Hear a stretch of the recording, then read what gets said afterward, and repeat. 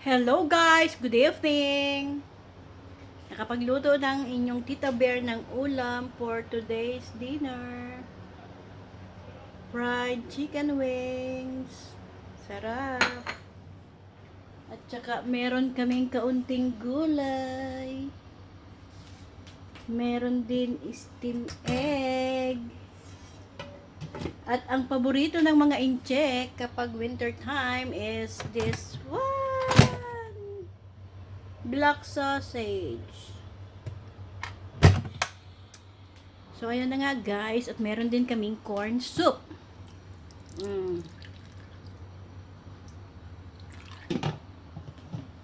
At marami din kaming prutas. May mangga, may saging, at ang orange at kit-kit.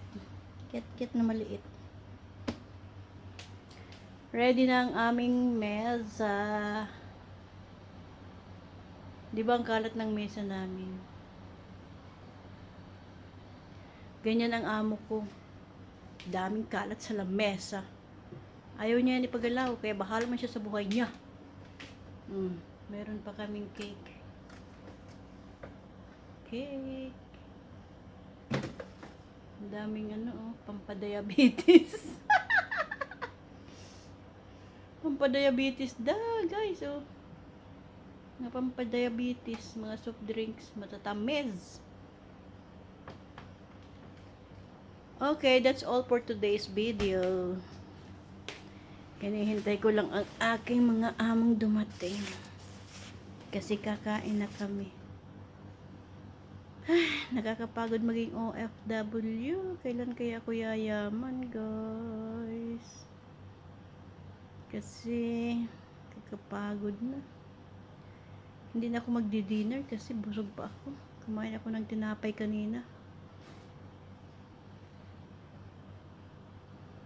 Malapit na ang Chinese New Year, maglilinis naman ang buong bahay. Sige man ang linis, wala man swerteng na dating.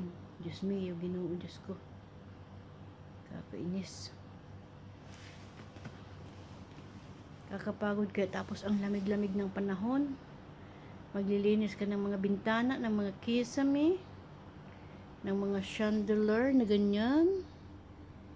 Lilinisan mo yan. Ang pagod, guys. Kakapagod. Dapat doble ang sahod pagdating ng Chinese New Year.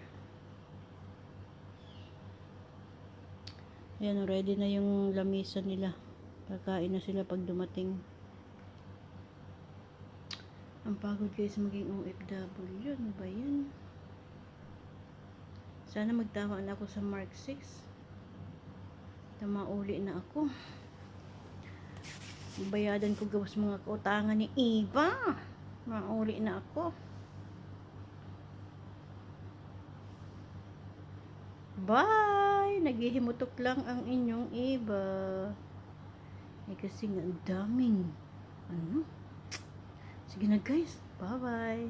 Thank you for watching.